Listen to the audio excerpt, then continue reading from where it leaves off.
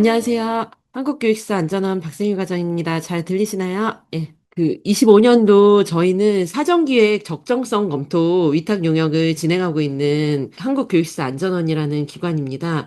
보통 행정실 분들이 많이 아시더라고요. 옛날에 교육시설 재난공제였는데 학교에서 화재가 나거나 태풍으로 지붕이 날아가거나 할 때 저희가 시설보험을 가입하시잖아요. 그 시설보험을 운영하고 있는 회사고요.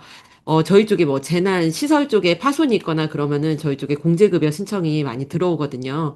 이런 기관이었는데 저희가 2020년에 교육시설법에 따라서 한국교육시설 안전원으로 전환되면서 이제 노후학교 환경도 개선하는 교육부 17개 시도교육청의 위탁을 받아서 노후학교 환경도 개선하는 공간재구조화 사업을 진행하고 있고요. 또 교육시설법 26조 2에 의해서 사전기획 여러분 학교에서 사전기획 하실 거예요. 그 사전기획 보고서가 나오면 이 보고서가 적정하게 잘 나왔는지 그 보고서 검토 업무도 같이 진행을 하고 있습니다. 그러면서 저희가 이번 공간재구조화라는 사업이 사실 덩어리가 되게 크고 예산도 큰 사업이잖아요. 그러면서 이 사업을 원활하게 학교에서 그리고 교육청에서 진행할 수 있도록 교육 연수도 진행을 하고 있는데요. 네, 이건 저희 기관 홈페이지고요. 예. 이번 연수는 방과 후 미래교육이라고 해서 공간재구조화 사업추진교 분들에게 방과 후에 2시 반부터 4시까지의 총 6차시로 구성된 교육입니다. 사전기획 단계인 선생님들이 들으시면 좋을 것 같고요. 1차 때는 교육부 시설과장이셨던 배정익 과장님께서 공간재구조화의 개념 잡기에 대해서 말씀해 주셨고, 2차 때는 혁신적인 학교 공간을 만드는 전략이라고 해서 우리가 이제 학교 공간을 개선을 할 건데 학교 공간을 개선할 때 기존의 선입견이나 편견들을 버리고 새로운 시각으로 학교 공간을 바라볼 때 이런 새로운 혁신적인 학교 공간이 나올 수 있다는 내용으로 강의를 해주셨습니다. 1, 2차 강의 영상이 저희 학교 공간 재구조화 유튜브 TV에 올라와 있습니다. 저희가 채팅에 링크를 남겨드렸거든요. 그래서 1, 2차 강의를 들으시면 좋을 것 같고요. 3차는 사전기획 추진 시 학교의 역할이라고 해서 저 한국교육사 안전원 박세미 과장 그러니까 제가 오늘 연수를 진행을 하도록 하겠습니다. 4차 때는 저희 2022 개정교육과정에서 말하는 미래교육이란 무엇인지에 대해서 그리고 5차, 6차 때는 조금 더 실무적인 이야기를 하실 것 같아요. 공간재구조화 이제 준공까지 마친 분천 동초등학교 이제 대전 성모여고 사례를 5차, 6차 때 들으시면 좋을 것 같습니다.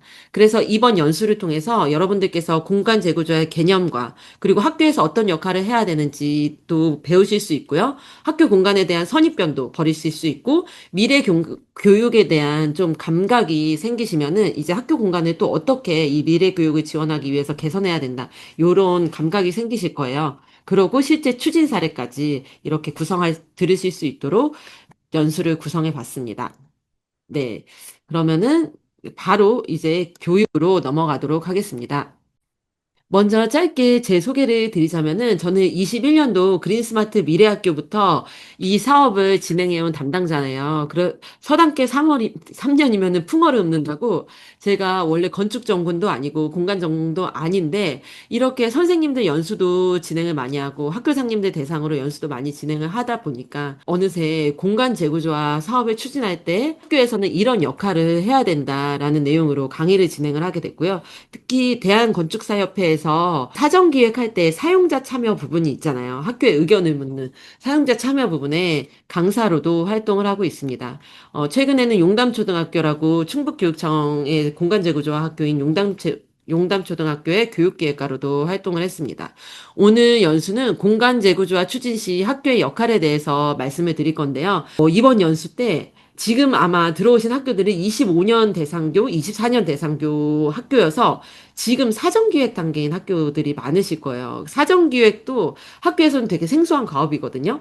그런데 제가 이 모든 일련의 과정을 겪어보니 사전기획 단계보다 설계, 시공, 뭐 이 단계들이 훨씬 더 중요하더라고요. 그래서 오늘은 그 3년에서 4년 걸리는 이 공간 재구조화에 대해서 전체 그림을 좀 파악을 하시고 이때 학교에서 에너지를 집중해야 되는 부분, 그리고 학교에서 좀 강력하게 의견을 개진해야 되는 부분, 이런 부분에 대해서 조금 아시면은 좋을 것 같습니다. 네, 목차는 공간 재구조와 사업에 대해서 소개를 드리고, 그리고 사업 추진 단계별로 학교의 역할에 대해서 말씀을 드리겠습니다. 그리고 이제 21년도 됐던 학교들이 전국적으로 302개, 올해 1월 기준으로 302개 정도 준공이 된 걸로 나와 있거든요. 그 학교들에 어떻게 준공이 됐는지, 이런 사례를 또 사진을 통해서 보도록 하겠습니다. 연수는 4시 정도에 종료될 예정입니다. 네, 공간 재구조화 사업이란 공간 재구조화 사업이 사실 2019년 공간혁신 때부터 태동을 하셨다고 보시면 돼요. 제가 이 옛날 자료를 보니까 혁신학교들 많이 진행을 하시고, 그리고 또 뭐, 중학교 같은 경우에는 교과교실제 막 이런 걸 진행하시면서 학교 공간을 끊임없이 개선해온 사례들이 있으시더라고요. 그런데 문제는 학교 공간이 어떤 분들은 이런 말을 했어요. 그 짜깁기한 조각보 같다고. 그 말인즉슨 어디 무슨 실 뭐 예를 들어 EBS 강의 시작한다. 그러면은 시청각실 조금 개선하고 무슨 교육 과정이 새로 시작한다. 그러면은 그 실 조금 개선하고 그러니까 조각 개선을 하다 보니까 이게 연결이 안 돼 있고 이런 문제들이 생기는 거죠. 그리고 또 2019년 공간혁신 때는 도서관이나 아니면 좀 1층 현관이나 이런 실 단위로, 학교의 한 개 실 단위로 개선을 하다 보니까 부분적인 영역만 이렇게 개선이 됐거든요. 이에 정부에서는 조금 문제의식을 느끼고, 하지만 우리 학교들은 보면은 대부분 6.25 이후에 지어진 학교들은 너무나도 노후화됐잖아요. 그래서 2020년도에 한국판 뉴딜 종합계획을 발표를 하고 그 뉴딜 대표 사업 중 하나로 그린 스마트 스쿨을 선정합니다. 그린 스마트 스쿨을 크게 두 가지가 있어요. 40년 이상 된 학교. 두 번째는 이 학교를 어떻게 개선해 주냐? 개축, 리모델링. 개축은 부시고 다시 짓는 거고요. 리모델링은 골조를 남겨놓고 그 안에 내부를 다시 해주는 거예요. 골조만 남겨놓고. 이 두 가지 사업 유형으로 그 동단위, 예를 들어 본관동이면 본관동, 별관동이면 별관동으로 그 동 단위로 학교를 개선해 주겠다. 이 그린스마트 스쿨을 발표를 하게 되고요. 이 사업에 따라서 그린스마트 미래학교 사업이 발표가 됩니다. 그리고 21년도 3월에는 그린스마트 미래학교 교육부에서 종합추진계획 및 실행계획을 수립해서 학교랑 교육청에 공문을 뿌렸고, 23년도에는 이제 그 명칭이 그린스마트 미래학교에서 그린스마트 스쿨로 바뀌었고요.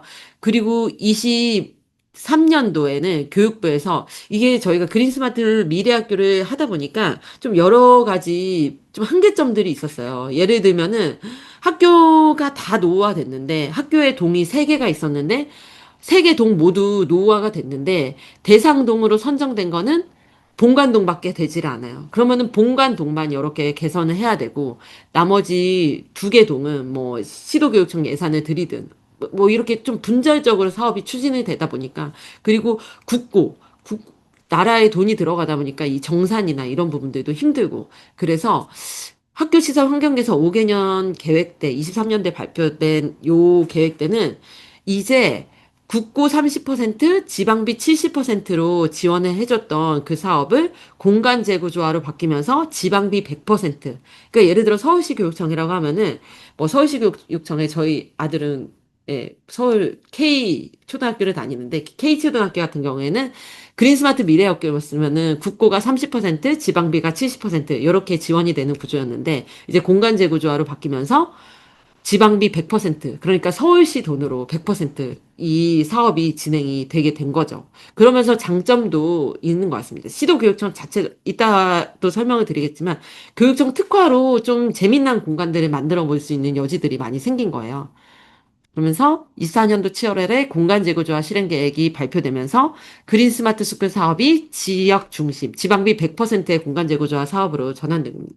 이것의 좀 근본적인 배경은 사실 지역마다 편차가 너무 다르다는 거였어요. 서울에서 고민하고 있는 학교 시설에 대한 문제와 경상북도에서 고민하고 있는 학교 시설에 대한 문제가 같을 수는 없겠죠.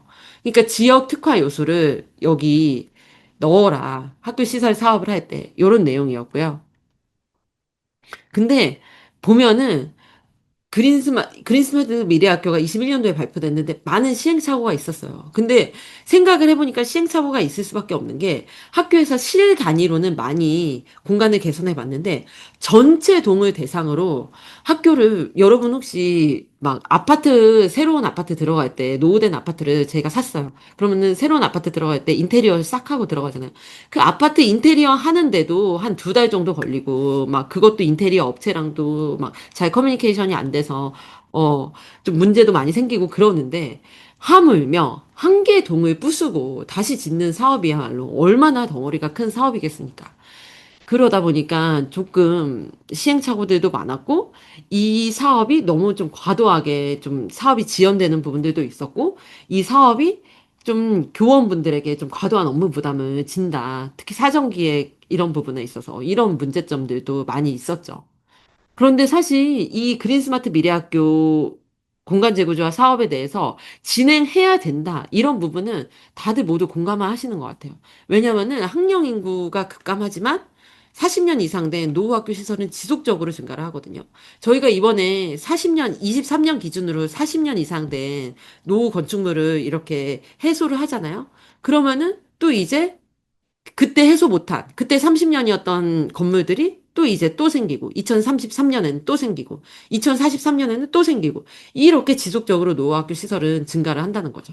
그리고 이제는 학교가 이제 교육만 하는, 애들 교육만 하는 이런 역할로는 조금 한계가 있습니다. 왜냐면은 학교가 있냐 없냐가 그 지역이 살아있냐, 소멸 위험이냐, 소멸 위험이 아니냐, 요거를 판단하는 잣대가 되거든요. 그러니까 학교 복합화든 사회 문제 해결 대안으로 학교 시설에 대한 역할이 학교 시설에 대한 역할 기대가 증가하고 있죠. 제가 그 남원에 있는 덕화초, 그리고 얼마 전에 울산에 있는 주전초를 가보니까 해당 동네에서 다 뭐 동사무소든 어디든 다 노후화가 돼가지고 최근에 지어진 시설이 학교밖에 없는 거예요. 그래서 무슨 행사를 한다, 동창회를 한다, 그러면 이제 다 학교에 공간 대여가 가능하냐고 문의를 하시더라고요. 그러니까 최근에 지어진 시설이 학교밖에 없으니까. 그러니까 이제 이 학교도 좀 개방을 해야 될 필요가 있죠. 그러면서 이 그린 공간 재구조화 사업을 진행을 하면서 학교의 양적 확충이 아닌 이제 근데 한 동 부수고 새로 짓는 거는 금액이 어마어마하거든요. 정말 적게는 30억, 많게는 막 100억, 200억, 300억 이렇게 드는 사업이기 때문에 이제는 단순히 시설 개선만 하지 않고 질적 학습 환경 성능을 고려하라는 거야. 애들한테 이제 미래 교육으로 가르치라는 거죠. 교수 학습 방법도 바꾸라는 거고. 그리고 지역 학령 인구 추세와 건물 생애 중위 등을 고려한 학교 시설 개선을 해야 된다. 그리고 학교를 통한 질 높은 공교육 지원, 학부모, 지역민이 함께 활용하는 학교 복합시설에 대한 연계가 필요하다는 의미에서 이 공간 재구조화 사업이 진행되고 있습니다. 저희 사업 물량을 보시면 앞으로 28년까지 몇 개 동을 학교를 개선할 건지 여기에 교육부 공간 재구조화 실행 계획에 다 나와 있습니다. 총 1,700동이고요. 여기 아마 오신 대상교로 선정된 학교들은 정말 제가 럭키하다고. 행운이에요, 행운. 왜냐면 여기 대상 물량 중에서 하나 이렇게 되신 거거든요. 지금 보면은 전남도 있고, 충주도 있고, 도봉중도 있고, 그런데 서울 294, 도봉중 같은 경우에는 294개 동 중에 도봉중이 선정이 된 거고, 전남 136개 동 중에 여기 학교가 선정이 된 거고, 그렇죠. 그리고 총 사업비는 지방비 10.6조 원. 10.6조 원입니다. 그래서 교육부에서는 사업 물량은 아까 말씀드린 대로 40년 이상 경과한 학교, 40년 이상 경과하는 학교가 되고요. 사업 비전 및 목표는 이 안에 담아야 되는 핵심 요소들은 뭐냐면은 공간 혁신, 디지털 전환, 그린 학교, 학교 복합화, 안전, 지형 특화예요. 비전은 사실 학생과 지역민이 함께하는 지속 가능한 학교입니다. 여기에 방점은 지속 가능한 학교겠죠. 이 공간을 막 100억, 200억 들여서 새롭게 마련해줬는데 이 학교가 10년 있다가 폐교되면 안 되잖아요. 그러니까 지역사회에도 많이 열고 지속 가능한 학교를 만들라는 거죠. 그리고 학생 중심의 뒷설 기반 공간 재구조화. 여기에 들어가는 내용의 핵심 요소로는 공간 혁신, 교육 과정과 연계하는 유연하고 다양한 공간. 제가 실제로 학교에 가보니까 지난번 문정석 소장님께서도 이야기를 해줬는데 학교는 정말 실 개념이 다 되게 강하시더라고요. 뭐 실과실, 가사실, 컴퓨터실, 그리고 해당 실은 이제 선생님, 그 해당 실은 이제 그 교과목의 선생님만 이용하실 수 있고, 뭐 1학년 일반 교실도 그렇고, 그 해당 담임 선생님만 이용할 수 있고. 그런데 이게 아니라 학교 공간을 혁신할 때 다목적이고 유연성 있는, 누구든 이용할 수 있는, 어느 수업에서든 이용할 수 있는, 다양한 목적으로 이용할 수 있는 이런, 그리고 교육 과정을 반영한, 이런 교육을 하기 위해서 이런 공간이 필요합니다. 이런 교육 과정을 반영한 공간을 만들라는 게 공간혁신이고요. 디지털 전환은 이때 항상 AIDT, 지금은 약간 조금 검토 중이지만 AIDT가 도입을 위해서 교육부에서 인프라 구축을 하고 있던 상황이어서 핵심으로는 교수학습 혁신을 위한 디지털 학습 환경, 디지털 전환을 지원해라. 이런 내용들이 들어갔어요. 예를 들어 미래학교라고 되어 있는데 인터넷 망조차 제대로 되어 있지 않아서 AI 교과서가 구동이 안 되고 AI 교과서가 생각보다 무겁잖아요. 무겁다는 게 용량도 크고 실시간으로 전송해야 되는 데이터도 많고 그런 미래학교를 구현해놨는데 막 AIDT도 원활하게 돌아가지 않고 이러면 안 되잖아요. 그러니까 이 디지털 전환을 위한 학습 환경을 구축을 해라. 라는 내용이었고요. 그린 학교는 크게 탄소 중립 실현과 환경 생태 교육, 체험장, 그리고 에너지 절감이 있습니다. 제로 에너지 학교. 그러니까 학교에서 에너지 발전도 하고 그 돌린 에너지로 학교에서 전기도 사용하고 이런 내용이 있었고요. 그리고 학교 복합화. 요거는 제가 말씀드리지 않아도 모두 아실 것 같고 안전은 사업 조성부터 이제 공사 전후까지 모든 안전하게 만들라는 거죠. 그리고 혹시 학교에 위험 요소로 뭐 옹벽이랑 좀 이런 위험한 요소들이 있으면은 이번 사업을 통해서 좀 개선하도록 하고 또 중요한 게 지역 특화입니다. 시도교육청의 여건을 고려해서 다양한 지역 특화 모델을 정착하라는 건데요. 이런 내용으로 교육부에서 교육청에 중장기 계획을 수립하도록 마스터 플랜을 수립하도록 공문을 냈고요. 각 시도 교육청에서는 교육부에 우리는 뭐 전체 5년 중에 몇 개 학교를 대상으로 이렇게 이렇게 개선을 하겠다는 계획을 낸 걸로 알고 있습니다. 그 계획 중에 한 학교가 여기 이제 오늘 접속하신 이런 학교인 거고요. 지역 특화에 대해서 조금 더 말씀을 드리면은 경북 같은 경우는 저희가 우수 사례로도 소개를 드렸는데 언제 사실 학교가 문을 닫을지 모르는 상황이에요. 학령인구 감소나 이런 때. 그래가지고 아예 모듈러를 임차를 했어요. 이건 공간 재구조화 사업은 아니었는데, 그러니까 학교가, 영구적인 시설 투자를 하다 보면은 이 학교에 나중에 추후에 존폐나 이런 것들을 확신할 수 없고, 하지만 학교는 노후화돼서 애들이 당장 수업하기에 불편하고, 그래서 아예 지역 특화로 해서 모듈러 학교를 영구적으로 쓰는 걸로, 이렇게 한 사례도 있었습니다. 저희가 우수 사례로도 한마디로 정말 지역의 여건을 반영해서 이 사업의 내용을 넣어라. 이런 내용이었고요. 사업 추진 단계별 학교의 역할인데요. 사실 어떻게 보면 이 단계가 가장 중요하다고 볼 수 있습니다. 사업 추진 단계는 이 계획을 수립하고 해당 학교 사업 선정을 하고 이제 사업 선정이 됐으면은 사전 기획을 하고 설계하고 공사하고 유지 관리. 여기에 저희가 2023년도에 그린 스마트 스쿨 사업 안내서에 이렇게 안내를 드렸어요. 근데 이 표만 보시면은 다들 어느 파트가 제일 길어 보입니까? 어느 파트가 제일 그 사업 기간이 길어 보이십니까? 여러분들. 학교 입장에서 봤을 때. 네, 당연히 사전 기획이죠. 사전 기획이, 이렇게 길단 말이야? 사전 기획 되게 어렵네? 그런데요, 실제로 준공된 학교들 보면요, 설계, 공사가 제일 길어요. 공사가 제일 길고요. 공사 보통 2년. 뭐 간단한 공사는 1년에 끝나지만 설계도 거의 1년 정도 걸립니다. 이거를 저희가 이 사업 안내서를 사전기획에 이렇게 디테일하게 낼 수밖에 없었던 이유는 저희가 사전기획 적정성 검토 전문 기관이잖아요. 그러다 보니까 사전기획 그 프로세스가 디테일하게 들어갔지 설계, 공사 이런 프로세스는 훨씬 더 복잡하고 더 프로세스가 길어요. 그래서 저희가 작년에 학교 건축 표준 업무 매뉴얼이라고 해서 저희 공간제구조 홈페이지에 요거를 냈거든요. 그때는 조금 더 좀 개선을 했습니다. 어떻게 개선했냐? 사전 기획 단계 하나로 사전 기획이 들어가고요. 설계, 있고 시공, 준공의 단계가 있습니다. 기획 때 교육청에서 사업 계획을 수립하고 학교와 교육청, 사정기획관은 사정기획을 하죠. 이 내용을 바탕으로 투자 심사가 들어가고 교육청 행정 절차, 이게 또 이제 학교의 공유재산이 교육청의 공유재산이 될 거기 때문에 공유재산 심의가 되고 공공건축 심의가 되었고 예산이 수립이 되죠. 예산 수립까지 어느 정도 되면은 이제 설계, 발주가 되고 설계 발주하는데도 막 타당성 검토하고 이런 절차들이 되게 길어요. 이후에 설명을 드리겠지만 설계하고 시공하고 준공까지 이렇게 됐습니다. 그래서 전반적으로 사정기획에 목숨을 걸겠다. 이 23년도에는 실제로 22년도, 23년도에는 사정기획에 목숨을 건 학교들이 많이 있었어요. 근데 사정기획에 목숨을 걸겠다 하지 말고 너무 에너지를 사정기획 때 빼지 말고 설계, 시공 이때 좀 에너지를 남겨놓으시는 게 중요해요. 학교에서는. 그리고 말씀드리는 게 공간 구성에 미치는 영향이라고 했죠. 사정기획을 정말 잘하는 게 중요해요. 사정기획 때는 학교에서 우리는 교육 과정이 어떤 거고 어떤 실이 필요해. 어떤 공간을 어떻게 배치할 거야.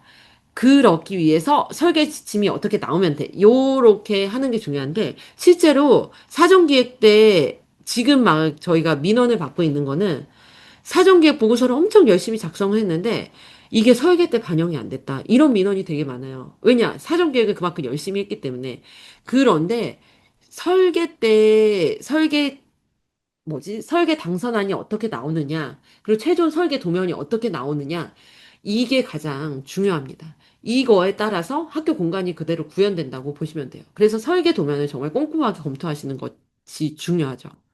그래서 공간 구성이 아래로 가면 갈수록, 이제 막바지 단계로 가면 갈수록 학교 공간 구성에 미치는 영향이 커집니다. 그래서 기획 단계 사업 절차를 보면은 이거는 어떻게 보면 교육청 분들이 아셔야 되는 건데 뭐 학교 시설의 총 사업비가 준공 그러니까 공사비 사정기획 뭐 설계 공사비까지 다 해서 총 사업비가 10억이면은 이렇게 되고 설계비 1억 원 이상이면 무조건 사정기획을 받게 돼요. 그러니까 모든 다 사정기획을 들어가고 300억, 500억 이상이면 타당성 조사, 중투, 중투까지 가게 되고요. 행안부 중앙투자심사까지 가게 되고 그렇습니다. 사실 예산이 많을수록 절차가 길다.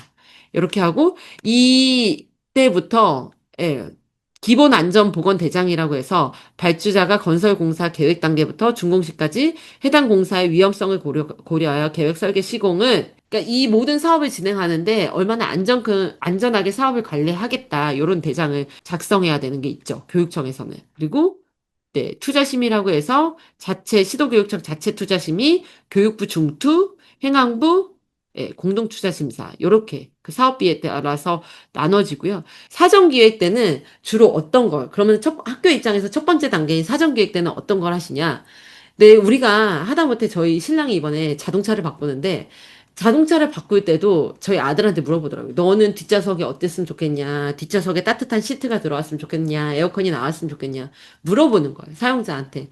그리고 저희가 뭐 캠핑을 많이 간다. 그러면은 뭐 카니발이라든지 뭐 요런 좀 SUV 큰 거를 하겠죠? 그런데 그냥 서울 시내 왔다 갔다만 한다. 그러면은 주로 SUV 이런 게 필요 없을 거잖아요. 그냥 승용차. 그러니까 주 이용 목적과 가족들의 피미료 기능, 그리고 차 구매 절차. 이거를 지금 현대차 같은 경우에는 조금 요즘에 빨리 나오더라고요. 미국 수출이 막히면서. 그러면서 이게 지금 주문해도 뭐 6개월 이상 걸리는데 그때 어떻게 할 거냐. 그리고 할부로 구매할 거냐, 일시불로 구매할 거냐. 그리고 우리는 자동차를 사는데 전체 얼마 예산 정도를 쓸 거냐. 5천만 원을 쓸 거냐, 1억을 쓸 거냐. 이렇게 하다못해 자동차 하나를 구매하는데도 이런 거에 대해서 저희가 다 기본적으로 생각을 하시잖아요. 근데 학교의 한 동을 짓는데 이거 사업의 밑그림을 그리는 거는 너무나도 당연한 거죠. 그리고 학교는 학생들의 것도 아니고 뭐 교육청의 것도 아니고 어떻게 보면 공공시설물이거든요. 대표적인 공공시설물. 그러기 때문에 이런 사정기획 절차를 공공의 만족을 위해서 사정기획 절차를 거치는 건 당연하다고 생각을 하고요. 사정기획이란 학교 모든 교육시설 사업에서 추정 설계비 1억 원 이상 교육시설 사업을 말을 합니다. 추정 설계비 1억 원이 되게 작은 금액이에요. 그래서 급식실 리모델링 하거나 체육관 새로 짓거나 이런 것도 다 저희 사전계획 적정성 검토로 들어오고 있거든요. 그러니까 1억 원 이상이면은 무조건 사전계획을 해야 되는 거고, 교육시설 설계 전이에요. 설계 전에 지역사회의 연계 가능성, 발주 방식, 교육과정 운영 및 교수학습 방법에 따른 공간 구성, 사용자 참여를 통한 디자인 계획, 안전 및 에너지 효율화 등에 대한 사전 전략을 수립하는 것을 말하고요. 사전 기획의 내용도 위에 마찬가지입니다. 교육 과정에 따른 교수학습 방법에 따른 공간 구형. 그러니까 학교에서 어떤 교육을 할 건데, 어떤 교육 활동을 할 건데, 이거에 맞는 어떤 공간이 필요하냐. 그리고 지역사회의 필요 공간은 무엇이냐. 그리고 전체적인 사업 규모를 짤 수 있겠죠. 예를 들어 요즘 교육청에서 다 대상동까지는 지정이 되는 걸로 알고 있어요. 뭐 본관동을 해라, 별관동을 해라, 아니면 본관동, 별관동 이어서 해라, 두 개 동을 해라, 이렇게 그거에 따라서 사업 규모 그리고 사업 유형까지 정해지는 걸로 알고 있거든요. 개축으로 해라, 리모델링 해라, 이런 사업 규모도 정해지고 그 사업의 내용도 정해지고 사업비 이거에 따른 공사비 단가를 반영해가지고 전체 사업비가 얼마인지 이렇게 정해지고요. 그리고 사용자 참여를 통한 디자인 계획.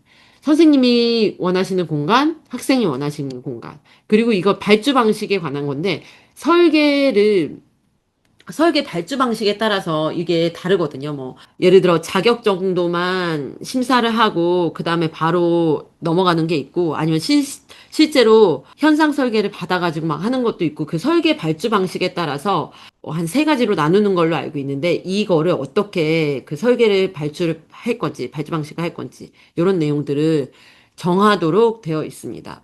근데 사전기획의 사실 최종 궁극적인 목적은 주요 설계 지침 도출이에요. 아까 앞서서도 설계 전에 요 내용이 강조됐잖아요. 그러니까 사실 주요 설계 지침이라는 게 그 설계 공모서를 보면은 이 학교는 뭐 이런 공간에 특성이 있으니 학교에서 뭐 스마트 학습이 가능하게끔 하이브리드형 공간으로 마련을 해라. 이런 몇 가지 주요 키워드가 있거든요. 이 학교에서 원하는 교육 공간에 대한 이 키워드, 설계 지침을 도출하기 위한 게 사전기획의 목적입니다. 왜냐하면은 사전기획하고 그 다음 사업의 설계에 반영, 그 다음 사업에 영향을 미치는 거는 결국에 주요 설계 지침이거든요. 설계 지침. 저희 그 사전계획 적성성 검토하는 그 팀이 주로 학교 건축하고 설계하는 그 전문가분들, 건축사 뭐 이런 전문가분들로 구성되어 있는데 민간에서 설계를 하시다 오신 분들이에요. 제가 그래서 그분들한테 물어봤어요. 설계 지침이 어느 정도 중요하냐? 설계 발주를 하시잖아요? 그러면은 막 건축사 사무소에서 열심히 막 디자인 그려서 내신단 말이에요. 그럴 때 너네들이 설계 지침을 어느 정도 반영을 하냐, 어느 정도 중요하냐 하는데 그 사람이 한마디로 말했어요. 바이블이라고, 바이블. 거기 설계 지침이 짧으면 짧거든요. 막 두 페이지, 세 페이지 정도 되는데 그 두 페이지, 세 페이지를 정말 꼼꼼하게 키워드 하나하나 분석해가지고 이거를 그림으로, 건축으로 그려내는 게 이 설계사들이 하는 일이거든요. 그러기 때문에 학교에서 사전계획을 정말 잘했어요. 그런데 이게 보고서에만 담기는 게 아니라 설계 지침에 담기는 게 가장 중요합니다. 그리고 그럼 설계 지침에 어떤 내용이 담겨야 하냐? 교육 과정 및 교수 학습 방법에 따른 학습 환경 조성 등이 담기는 게 중요하죠. 그리고 사용자 참여 요구사항. 그래서 사전계획 보고서 목차를 보면은 대부분 이렇게 구성이 되어 있어요. 사업의 배경 및 목적, 사업의 주요 내용, 기초자료 조사하고 뭐 주변에 어떤 시설들이 있는지, 그리고 문화재 관련된 시설이 있는지, 사업 규모는 어떤지, 그리고 학생 배치는 앞으로 배치 계획은 인구가 늘 건지, 인구가 안 늘 건지, 사업비에 대한 내용도 있고요.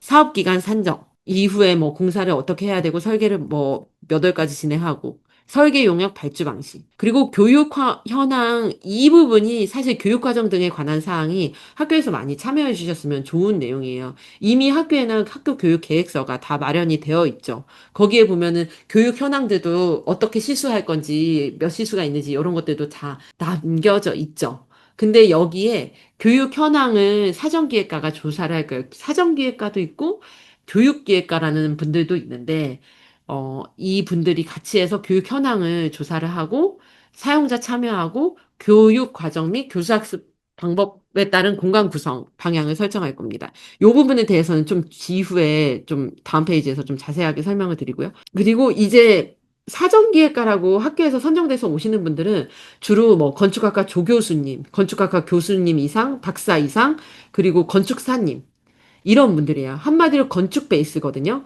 이 분들이 이제 사업의 밑그림을 그리기 위해서 대지 현황도 조사하고, 통학로도 조사하고, 학교의 시설 현황도 조사하고, 이 학교에 적용되는 법규, 이 학교 규모나, 이런 거에 따라서 예, 하고 건축물의 계획, 배치 계획이라고 해서 이제 예를 들어 세 개 동인 뭐 예를 들어 한 개, 두 개, 세 개 동인 학교가 있거든요. 추진교가 있는데 그 학교 같은 경우에는 특히 개축 같은 경우에는 이 학교를 부수고 다시 짓는데 어떻게 배치할 건지 남향으로 배치할 건지 서향으로 배치할 건지 요런 거를 하더라고요. 제가 얼마 전에 갔다 온 주전초라는 학교는 바닷가가 있고, 바닷가가 요렇게 있고, 바닷가를 등지고, 학교가 바닷가가 옆에 있으면 얼마나 바다 뷰를 보고 싶어요. 대한민국에서 그 선생님이 바닷가가 가장 가까운 학교라고 하는데, 막 몽돌 해변, 이런 거 있거든요. 울산에. 그런데 바닷가가 옆에 이렇게 있으면은 그 바닷가가 하나도 보이지 않게 이렇게 가로로 학교가 되어 있는 거예요. 이렇게 그러다 보니까 애들이 바닷가 옆에 있는 학교의 메리트를 하나도 못 느끼고 있었죠. 그래서 이번에 부수고 다시 지었는데 바닷가가 여기 옆에 있으면은 학교를 그 옆에 디귿자로 이렇게 지으셨더라고요. 그러면은 바닷바람을 이렇게 막아주면서 그 안에서 학교 공간도 학생들의 아늑한 공간도 확보가 되면서 이제 바다 뷰도 볼 수 있는 이런 것들이 이제 다 배치해서 결정이 되는 거거든요. 그리고 적게는 리모델링 같은 경우에는 1층 공간에 어떤 실을 배치할 건지 이런 것들이 나오게 되는 거죠. 그리고 학생 안전 등의 계획, 그리고 뭐 이제 모듈러 들어온다 하면은 모듈러 이제 도입하는 이런 내용도 들어가고 공사 중 학습권 보호 및 학생 안전 등 규모 계획하고 주요 설계 지침 작성이 맨 마지막에 들어가는데 앞단에 많은 거를 하다 보니까 주요 설계 지침까지는 조금 에너지가 빠지세요. 사전기획관님들이. 근데 저는 주요 설계 지침을 사전기획 적정성 검토팀에서도 주요하게 보거든요. 그래서 이 부분도 에너지 빠지지 않고 그리고 주요 설계 지침을 학교에서 한 번 더 검토를 해주면 좋겠죠. 우리 학교가 원하는 내용들이 주요 키워드로 반영이 됐는지. 그래서 사전기획 단계 때 학교에는 대상 사업의 각 그 역할에 대해서 말씀을 드리는데요. 학교는 대상 사업의 최종 사용자로 학교의 교육과정 및 교수학습 방법에 따른 공간 구성 방향 수립을 해야 된다. 사전기획과 협업을 해야 된다. 사용자 참여 워크숍을 주로 많이 하실 거예요. 그리고 교육지원청에서도 분명 역할이 큽니다. 사업 대상 학교에 행정과 재정 지원하고 사전기획 업무 전에 진행되었던 이 학교가 왜 대상교로 선정이 됐는지 그리고 내용 및 범위를 학교 좀 교육청에서 정해줘야 돼요. 요게 어떤 이슈가 있었냐면은 제가 이번에 그 교육기획과로 하나 활동을 했는데 본관동 건물이었는데 세 개 층으로 되어 있었거든요. 본관동이 3층인데 1층은 못 건드는 거예요. 그러니까 리모델링 사업이었는데 그 이유는 1층은 유치원도 있고 교실도 있고 공사한 지 얼마 안 됐어요. 급식실도 있고. 그래서 예를 들어 2020년에 여기를 공사를 했다? 그런데 여기 공간은 또 해당 2층, 3층은 근데 노후화가 됐거든요. 그러면은 2020년에 공사를 했는데 또 다시 2025년에 또 다시 공사를 한다. 요거는 어떻게 보면 재정 낭비예요. 재정 낭비이고 중복 투자이고 그래서 학교의 공사 이력들을 좀 파악을 하시고 진짜 우리 학교 본관동입니다가 아니라 본관동 2층인지 3층인지 또 본관동에서 화장실 공사한 지 얼마 안 된다? 그럼 화장실은 또 빠져야 되는 거거든요. 요런 내용들을 교육청에서 확실하게 범위를 학교 안에서도 진짜 범위가 어느 실까지인지 이 범위를 정해달라고 하시는 게 중요합니다. 네. 그리고 사업 대상 학교에 적용돼 교육지원청의 각종 공사비 단가도 여러분 공사비 단가도 시도별로 달라요. 서울시 다르고 경상북도 다르거든요. 그러니까 공사비 단가 이런 것들도 이제 교육청에서 다 사정기획과한테 자료를 줘야 되죠. 그리고 이제 사정계획 보고서가 다 완료가 됐다 하면은 해당 교육지원청에서 저희한테 사정계획 적정성 검토를 의뢰를 하게 됩니다. 사정계획 전문가는 이 모든 것들을 다 수렴을 해가지고 이제 사정계획 보고서를 작성을 하고 주요 설계 지침을 작성을 합니다. 여기에 꺽쇠로 되어 있는 게 해당 업무는 사업 계획의 교육 관련 계획 수립 업무 수행. 해당 업무는 필요에 따라 교육 분야 전문가와 협업하거나 자문을 받아 수행할 수 있음이 나오거든요. 요게 무슨 말인가 하면은 학교에서 보면은 사용자 참여를 할 때 교육 현황을 분석하고 이 학교에 어떤 교육 활동을 할 건지 이거를 도출해내는 작업이 있거든요.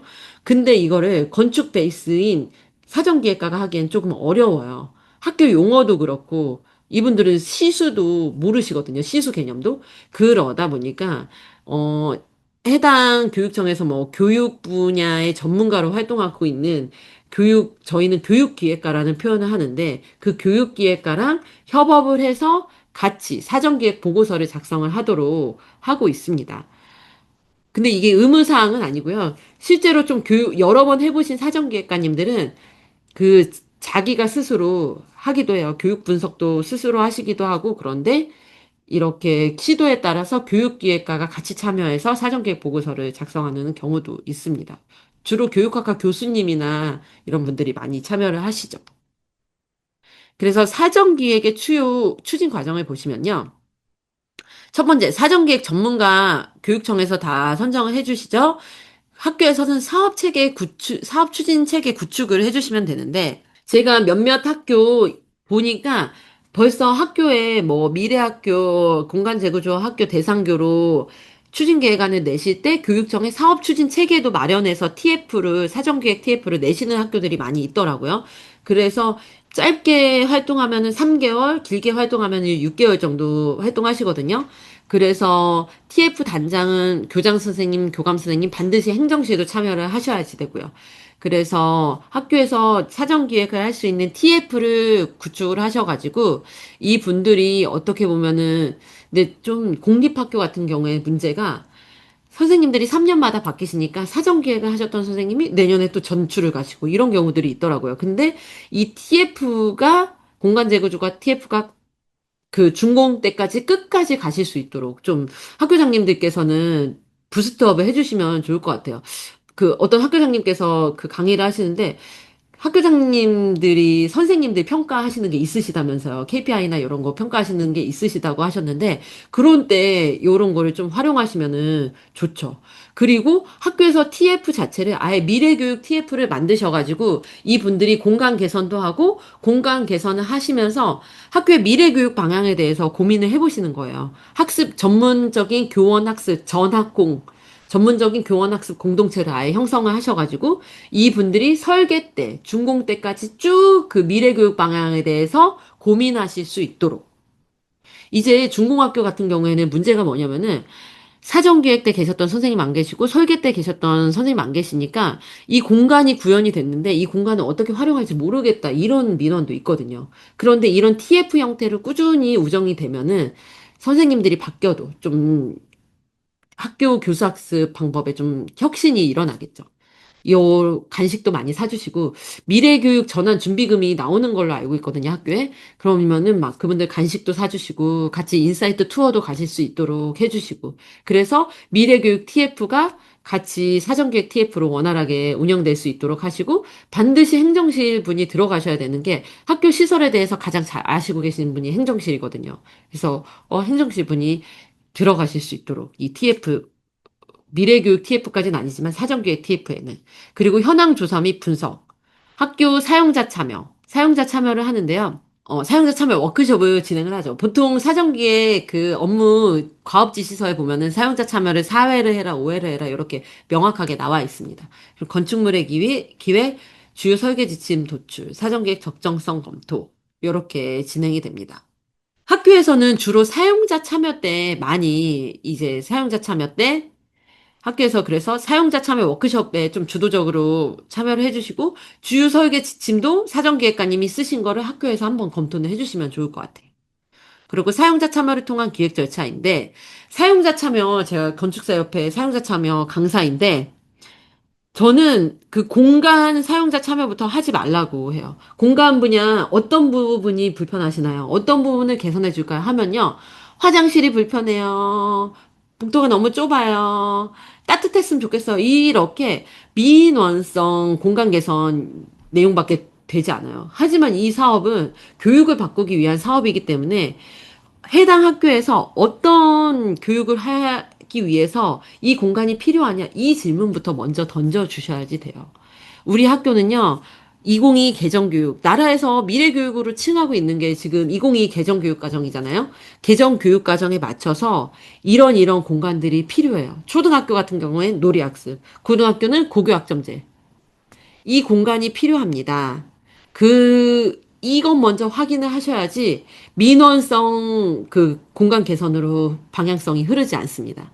그래서 교육 운영에 대한 사용자의 요구를 먼저 확인하시고, 네, 이거에 따라서 우리는 어떻게 이런 교육을 하기 위해서 우리가 뭐 메이커 교육을 하고 싶다, 발명 교육을 하고 싶다. 그래서 메이커실이 필요하다. 이런 게 먼저 나왔을 때 그 다음에 공간 기획을 하라고 공간 분야에서도 어떤 노후 시설을 개선해 줄까 이런 거를 하라고 저는 좀 말씀을 드려요. 어. 그래서 근데 교육 기획을 해당 학교의 교육에 대해서 가장 잘하는 거는 사정기획과도 아니고 교육 분야 전문가도 아니고 교육 기획과도 아니고 선생님이거든요. 그리고 실제로 해당 학교에서 수업을 바꾸실 분들도 선생님이에요. 그래서 교육 기획을 교사가 주도적으로 해야 되는 이유가 어떤 책에 너무 잘 되어 있더라고요. 제가 읽어 드릴게요. 이런 뭐 땡땡 중학교의 비전은 더불어 행복한 배움의 공동체인데 이런 학교의 비전, 지표, 교육 목표들은 대부분 학교가 개교했을 때 있었던 구성원들에 의해 만들어진다. 근데 제가 봤을 때 개교까지는 좀 오버인 것 같고 보니까 선생님들이 다 막 머리를 모아서 이렇게 하는 게 아니라 연말에 교육연구부장님이 3월에 신학기 전에 연구부장님이 혼자서 이렇게 선생님들 의견을 취합하셔가지고 문서로 만드시는 경우가 대부분이신 것 같더라고요. 그런데 그러면 안 되는 게 이런 문제는 만들어 놓고 학교 홈페이지나 학교 교육계획서에 문서상으로만 있고 이게 학교 교육과정 운영과는 전혀 별개로 따로 논다는 거죠. 요거 제가 지은 거 아니고요. 학교 선생님이 지은 책에서 제가 발췌한 겁니다. 학교에 교육 목표가 있고 비전이 있고 지표가 있다면요. 이게요. 요즘에는 비전을 세우는 게 중요한 게 아니라 비전을 공유하는 게 더 중요하다고 그래요. 퍼실리테이션에서는. 이거를 학교의 모든 선생님이 알아야 되는 거죠. 그리고 학교의 모든 선생님이 내가 참여한 교육 비전이야 하면은 또 마인드가 달라지시겠죠.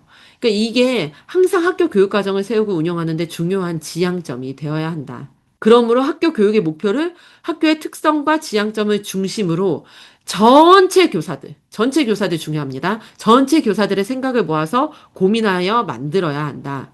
그렇게 해야만 교사들이 학교의 교육 목표를 제대로 이해하고 공감하면서 교과 교육 과정을 만들어내고 그것을 수업으로 실현한다. 이게 사전기획 저도 학교 선생님들 너무 바쁘신데 이 사전기획까지 주도적으로 해라 이렇게 말씀을 드리기가 너무 죄송했는데요. 근데 또 이 문장을 읽어보니까 그래도 선생님들이 오셔서 우리 학교가 2028년에 예를 들어 준공이 된다. 그럼 2028년에는 이런 교육을 했으면 좋겠다. 이 의견을 강력하게 내주시고 교육 비전도 새로 도출하시고 교육 활동도 도출을 해 주셔야지 그 과정에서 교사 공동체가 학교의 교육 공동체가 성장을 한다는 거예요. 이거는 남이 해줄 수 없어요. 제가 막 몇 개 사전계획 보고서를 보니까 유명한 대학교 교수님이 짜주셨더라고요. 그건요, 사전계획 보고서에만 남아있는 거고요. 그게 실제로 학교에서 워킹하지 않을 거예요. 그러니까 이거는 아무리 부족한 교육 비전이나 교육 활동이라 하더라도 학교 선생님들께서 직접적으로 짜주셔야 됩니다. 좀 강조해서 했고요. 그래서 사용자 참여 워크숍 때 사전계획 때 주도적으로 나올 내용은 딱 세 가지예요. 쉬워요. 무엇을 가르칠 건가요? 어떤 방법으로 가르칠 건가요? 어디서 가르칠 건가요? 이 어디서 가르칠 건가요? 어떤 실에서 가르칠 건가요? 이게 나오면 이제 공간 기획으로 넘어가시면 돼요. 사용자 참여 과정은 다음의 질문에 대해 교육 공동체가 답하는 과정이고 이 과정 자체만으로도 저는 해당 학교는 미래 교육을 준비하는 공동체로 변화된다고 생각합니다. 정말 그렇습니다. 학교 선생님들 전 조금 아쉬웠던 게 2시 반 이후에 이제 다음 내일 수업 준비하셔야 돼서 그 1학년 일반 선생님은 자기 교실에 계시고 교과목 선생님은 교실에 계시고 그러는데 자주 소통의 기회가 있었으면 좋겠어요. 자주 소통의 기회가 있으면, 우리 이번에 역사 수업하는데, 뭐, 지리 선생님이랑 같이 조인을 한다든지, 중학교 같은 경우에는. 그러면은 더 이게 융합 수업도 되고, 더 학생들 입장에서는 효과도 더 커질 거거든요. 그런 조인하는 그런 것들이 이 사용자 참여 워크숍 때 사실 도출이 많이 되거든요. 그래서 교육 비전을요, 맨 땅에 그럼 진짜 교육 비전을 처음부터 다시 세워야 돼? 아니요, 아니요. 이미 학교에 있는 교육 비전과 교육 목표 추구하는 인간상이 있으시잖아요. 요거를 개정 교육 과정에 맞춰서 미래 교육만 살짝 가미를 해주세요. 이미 보니까 학교들이 비전이랑 목표랑 너무 잘 세워 두셨더라고요. 근데 여기 개정 교육 과정을 좀 가미를 해주시면은 자주인을 자신의 진로와 삶을 개척하는 자주적인 어린이, 놀이교육과 건강한 심신 기르기, 요거를 스마트 예술인으로 바꿔주셨어요. 어.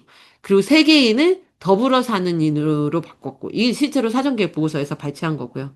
그러면서 뭐 공동체 의식으로 더불어 살아갈 줄 아는 어린이가 아니라 이제 세계 시민에 맞춰서 사람과 자연과 공존하며 지구적 삶을 실천하는 어린이, 생태교육과 어린교육으로 공동체 의식 기르기. 뭐 이런 식으로 스마트 예술인도 이제 디지털이 강조가 되니까 그래서 예술과 디지털 감성, 요런 게 조금 들어감이 된 거죠. 그래서 교육 활동 중점 프로그램도 뭐 꿈찾아 떠나는 진로 교육도 또 개정 교육 과정에 강조를 하고 있잖아요. 꿈찾아 떠나는 예술 진로 여행. 이런 것들이 2022 개정 교육 과정이 살짝 가미가 됐습니다. 맨 땅에 헤딩하기 하지 마시고요. 국가, 교육청, 지역청 단위의 학교 단위 교육 과정을 분석하시고, 그리고 현재 가지고 있는 학교 계획을 바탕으로 2022 개정 교육 과정을 살짝 가미하는. 저희가 또 이 교육 다음 4차 시에는 지미정 선생님이라고 2022 개정 교육 과정과 미래 교육에 대해서 정말 명쾌하게 설명하시는 선생님이 계시거든요. 제가 또 그 선생님 미래 교육 나침반이라는 책을 그 선생님께서 쓰셨는데 저는 개정교육과정 총론을 아무리 읽어도 다 그게 명확하게 그래서 어떤 걸 주로 바꾸라는 거야 이게 명확하게 좀 결론이 안 나졌거든요. 근데 이 선생님이 명쾌하게 그래서 학생한테 이런 걸 해주면 됩니다. 이렇게 명쾌하게 결론을 내셨더라고요. 경기도교육청에서도 정말 주도적으로 미래교육 관련해서 활동하시는 선생님인데 그래서 다음 강의를 금요일 2시 30분 강의를 들으시면 미래교육에 대한 좀 감각이 생기실 것 같아요. 예, 그렇고요. 그래서 이렇게 교육 활동을 이런 걸 하겠다 하면은 그제서야 이거 체력 숙숙 프로그램 하려면은 어떤 공간이 필요한데 그제서야 이제 교육 공간이 나오는 거예요. 우리 교육 활동 이거 하기 위해선 이런 공간 필요해요. 이게 나오는 단계가 이제 공간 기획의 단계인 거죠. 체력 숙숙 프로그램을 운영하려면은 실내외 다목적 체육 공간이 필요합니다. 보건교육을 하려면은 다양한 강연식, 보건교육, 뭐 시청각실도 되겠죠. 교육 공간이 필요하고요. 영양교육 하려면은 급식 공간을 또 영양교육 공간으로 활용할 수 있다. 진로 여행을 하기 위해서는 진로 교육 공간이 필요하다. 체험 중심의 진로 교육을 위해서는 다목적 수업 공간, 스마트 스크린을 설치한 전시 및 공연 스케줄 공유 공간. 요거 어울림 교실, 다목적 강당. 요런 식으로 조금 나오게 되는 거죠. 학교 수업 선생로. 이게 만약에 교육 기획이 안 된 상태에서 필요 교육 공간이 나올 수 없을 뿐더러 교육 기획이 안 된 상태에서 공간 기획부터 먼저 하면요. 공간 개선만 되고 이게 개선된 공간 계획이 교육과도 명확하게 링킹이 안 되기 때문에 그러면 이제 또 재검토 나오는 거거든요. 실제로 뭐, 이런 학교도 있었어요. 적정성 검토팀 이야기를 들어보니까 우리는 학교 교육 비전이 고등학교, 스카이를 보내는 학교, 사립인 것 같은데, 스카이를 보내는 학교, 그런 데는, 막 놀이공간 이런 거 필요 없죠. 무조건 자율학습실, 100% 자율학습실, 애들한테 공부에 방해되는 것들 다 치우겠다. 막 이런 식으로 공간 계획 낸 학교가 있거든요. 통과됐을까, 안 통과됐을까요? 통과됐습니다. 왜냐면 교육과정 명확하거든요. 교육과정 명확하고 이거에 따라서 필요 공간이 이렇다. 그러면은 통과됩니다. 예. 그래서 교육 기획부터 먼저 이렇게 학교에서 적극적으로 의견을 내주십사. 이렇게 말씀을 드리고요. 이거에 따라서 좀 이제 그 건축사님이 스페이스 프로그램을 돌리실 거예요. 사전기획과. 뭐 학교 스페이스 프로그램이라고 하면은 학교 학생 수가 100명이다. 이 100명에 맞춰서 교실 수는 몇 개가 필요하고 특별 교실은 몇 개가 필요하고 이런 게 학교에 공간의 규모를 검토하는 그 스페이스 프로그램이라는 게 시도교육청에 다 있으시거든요. 그래서 이런 공간들이 나오면은 이거에 맞춰가지고 100%뭐 20개실 이런 거를 다 마련해 줄 수 없겠죠. 그래서 이거에 맞춰가지고 스페이스 프로그램을 돌려서 공간 시 확정이 되면은 어떤 실이 확정이 되면은 이거에 맞춰가지고 이제 1층에는 어떤 실을 배치를 하겠다. 요 내용이 나오죠. 이 배치도 정말 중요해요. 배치가 어떤 학교 같은 경우에는 도서관이 별관동 맨 왼쪽 끝에 있었어요. 별관동 왼쪽 끝에 있었고 기역자였는데 물론 그리고 본관동이 이렇게 옆에 있는데 4학년 교실이 본관동 오른쪽 맨 끝에 있는 거예요. 맨 끝에 있고 도서관이 여기 있고 그러면은 4학년 애들 도서관 저는 안 갈 것 같아요. 진짜 뭐 이렇게까지 돌아서 이렇게. 그리고 4학년 애가 4학년 교실이 본관동 4층이다. 그러면은 더더욱 중간에 연결 통로도 없다. 그럼 도서관 안 가죠. 4층에서 3, 2, 1층까지 내려왔다. 도서관 가려면은 별관동 1, 2, 3층까지. 이거 초등학교 4학년 애가 하겠냐고요. 그러니까 배치도 학교 이용 목적에 따라서, 실 이용 목적에 따라서, 그리고 교육 과정에 따라서 진짜 잘 하시는 게 중요합니다. 요거 배치에 대해서는 저보다 선생님들이 더 필요성을 느끼실 것 같아요. 그래서 이 배치에 대한 의견도 꼭 선생님들께서 의견을 주시면은 좋을 것 같고, 이런 게 너무 품이 많이 든다 하시면은 사전기획관님들에게 배치 대안을 몇 개 가지고 와보세요 하면은 그 배치 대안 초안을 가지고 같이 논의를 하시면 좋죠.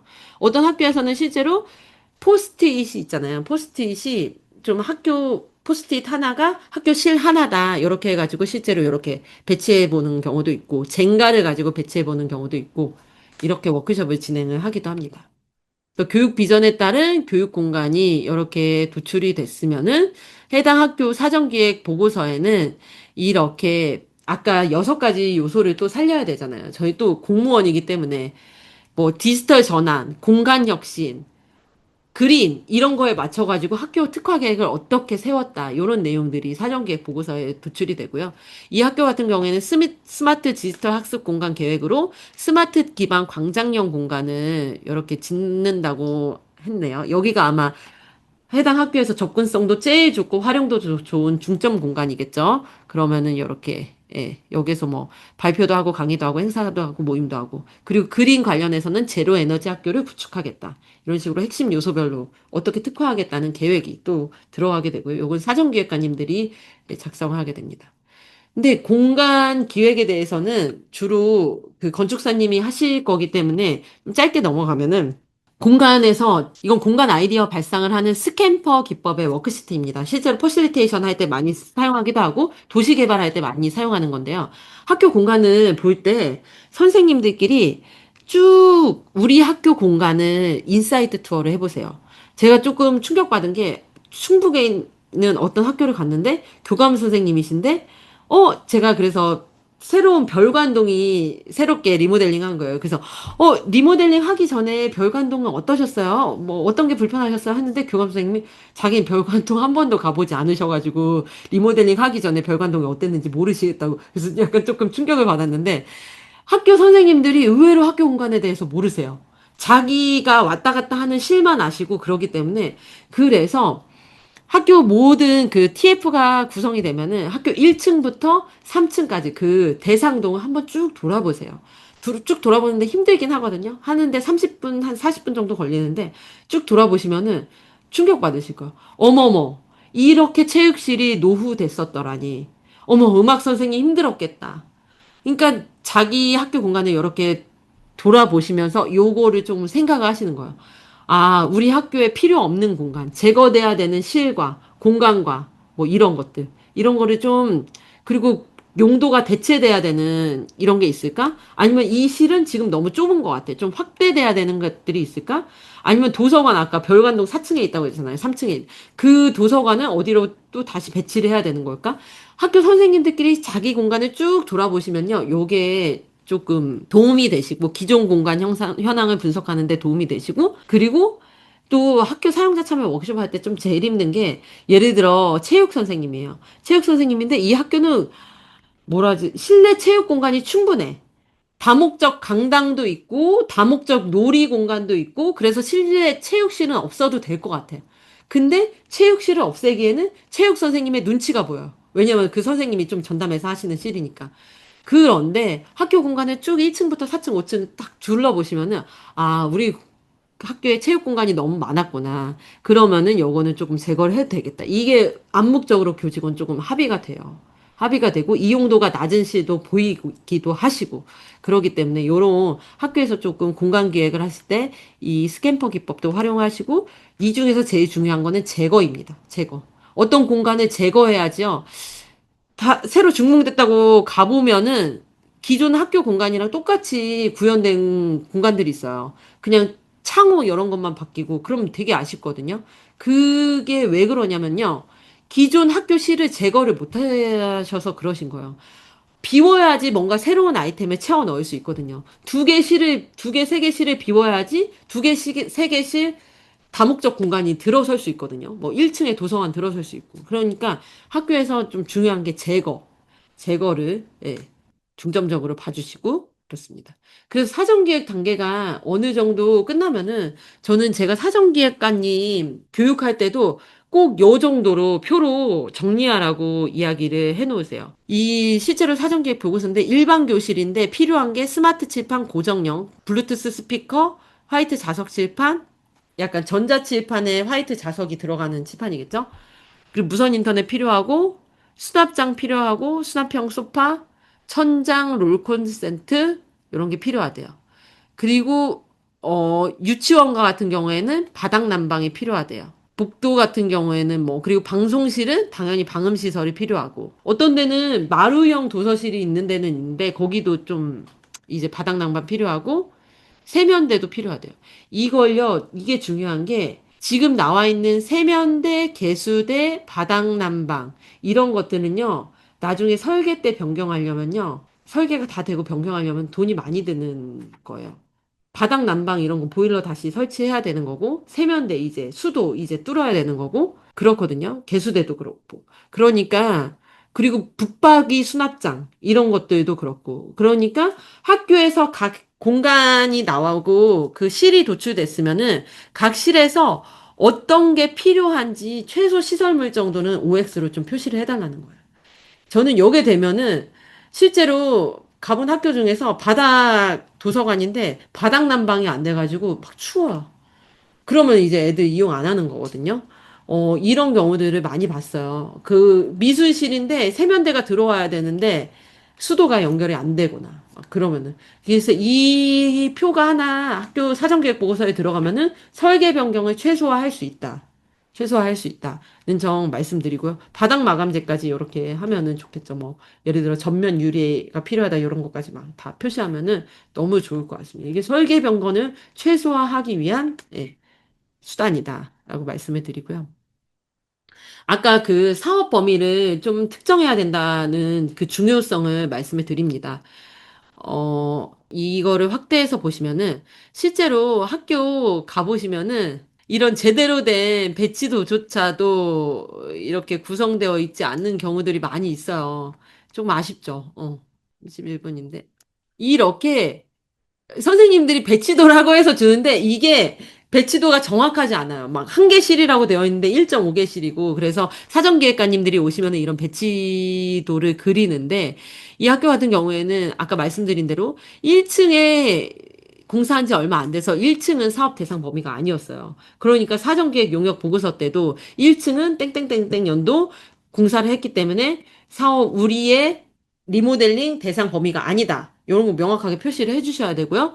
그리고 여기 같은 경우에는 여기가 중점 공간인 거예요. 애들이 가장 많이 왔다 갔다 할 수 있는 본관동과 후, 예, 본관동과 후관동의 뭐라 하지? 그 연결 통로에 있는 다목적 교실. 이거 너무 중점 공간이잖아요. 여기에 정말 도서관 세우면은 너무 애들이 좋아할 것 같잖아요. 근데 여기도 안 됐어요. 왜냐? 건축물 대장상 여기가 사업 범위가 후동이었거든요. 근데 앞동으로 구분이 되어 있어가지고 건축물 대장상 앞동으로 구분이 되어 있으면은 이런 연결 통로도 그 대상동으로 되어 있지 않으면은 여기는 안 됐던 케이스입니다. 그러니까 좀 애매한 부분들, 사업 범위 애매한 부분들 이런 거는 교육청에 반드시 확인을 해서 어디까지가 진짜 우리 사업 범위냐. 화장실 요것도 안 될 수도 있거든요. 그거를 명확하게 하시는 게 중요합니다. 그래서 사전기획 때 학교 체크 포인트는요. 교육 공동체가 한마음이 되어서 학교 미래 교육 방향을 상상하고 연구합니다. 사전기획은 사업의 밑그림을 그리는 단계고요. 설계 단계가 절대 아니에요. 사전기획 때 열심히 했던 학교일수록, 우리 설계 그 그림 나왔는데 왜 이렇게 나왔어요? 컴플레인 하시거든요. 설계가 아니라 사업의 밑그림을 그리는 단계이고요. 설계 때 변경될 수 있어요. 제가 방금 다음에 그 예시를 보여드리겠습니다. 그리고 중점 특화 공간. 우리 학교에 애들이 가장 많이 출입하고 가장 많이 이용할 수 있는 공간이 어딘지. 그리고 학년별로 조닝, 뭐 놀이존, 뭐 여기는 공부존 이런 조닝도 하셔야 되고요. 예산이 우선적으로 투자돼야 하는 시설 사업의 우선순위를 결정합니다. 요거 앞선 내용에서 말씀 못 드렸는데 사전 기획 때 그 했던 게 다 깎여요. 왜냐면은 지금 다 실제로 공사 들어가면요. 우크라이나 전쟁 때문에 원자재 가격이 워낙 올라가서 공사 들어가면요. 학교 선생님들이 10가지 공간을 요청을 했다? 이 중에서 제가 봤을 때 한 5가지 공간, 요 정도밖에 안 돼요. 워낙 사업비도 비싸기도 하고. 그래서 우리 학교는 무슨 일이 있어도 이 공간은 포기 못 해. 1층에 스마트 광장 꼭 넣어야 돼? 아니면 일반 교실 개선부터 먼저 해야 돼? 하고 첫 번째, 두 번째, 세 번째, 네 번째 그 시설 우선순위를 좀 정해 주시면은 좋죠. 사전계획 보고서 때. 그럼 설계 지침도 그렇게 나올 확률이 높고. 그리고 사전계획 때부터 교원학습 공동체가 꾸준히 미래 교수 학습 방법, 방식에 대해서 스터디하기를 추천드리고요. 누구 한 사람, 특히 학교장 선생님, 우리가 막 다 이렇게 의견 내도요, 학교장 선생님이 말살, 묵살 시키면요, 이제 진 빠지는 거예요. 학교장 선생님의 의견이 아닌 교육 공동체 모두의 의견이 반영될 수 있도록 해주고, 학교 공간에 대한 답은 교육 공동체에 있습니다. 그리고 설계 변경을 최소화하기 위해서 각 실별, 시설물 도출 요구 현황, 그 아까 OX로 표시된 요거 확인해 주시고요. 설계 지침도 학교에 누군가는 꼭 확인해 주시길 부탁드립니다. 요건요, 저희가 연구를 했어요. 실제로 사전 기획 때 이렇게 배치안이 나왔어요.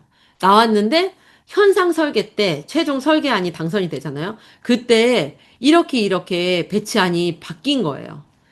D초등학교는 요랬는데 이렇게 바뀌고 W초등학교는 요랬는데 요렇게 바뀌고 그러면은 학교에서 나오는 컴플레인이 우리 사전기획 보고서대로 설계가 안 나왔어요. 이 내용이 나오거든요. 그런데 한 가지 말씀드리고자 하는 거는 사전기획은 사업의 밑그림이고요. 설계 때는 실제로 이 학교에서 가용 가능한 예산 범위 안에서 구현 가능한 시설로 이게 그림이 나오는 거예요. 그러다 보니까 이런 삐쪽삐쪽한 이런 것들은 다 비싸서 잘린다고 하더라고요. 이야기 들어보니까. 그런데 여기 설계 지침 때 1학년에서 6학년 애들이 모두 다 그 자기들만의 숲이 있었으면 좋겠고 바로 밖으로 나가서 놀 수 있는 그 생태 공간과 연결이 됐으면 좋겠다. 이런 내용이 들어가 있어서 이런 W초등학교가 나왔는데 그 설계 지침을 반영한 게 이거거든요. 형태는 다르지만 1학년 교실이 여기 있으면 여기 숲을 이용할 수 있고 여기 외부 공간입니다. 2학년 교실이 있으면 여기 숲을 이용할 수 있고 기능은 다 하는 거예요. 설계 지침에 도출된. 예. 그러니까 그 설계 지침 그 도출된 기능이 중요한 거지 이 그림이 중요한 게 아닙니다. 그림이 바뀌었다고 해도 이 여러분들이 원하는 그런 기능들이 충분히 설계 지침 때는 도출될 수 있고 예산상의 문제로 이게 실제 구현 가능한 그 설계로 바뀌는 점. 요런 부분들을 참고로 해주시면은 좋을 것 같습니다. 네. 다음은 설계인데요. 설계, 시공, 준공은 사실 좀 교육청의 역할이 조금 많아가지고 저희가 짧게 넘어가도록 하겠습니다. 설계 발주하고 이제 설계사님이 결정이 된다. 그러면은 이제 설계가 되는데요. 설계 발주, 이거 다 교육청 업무입니다. 설계 발주하고, 설계 실시하고, 설계 검토. 교육청 업무고요. 인하가.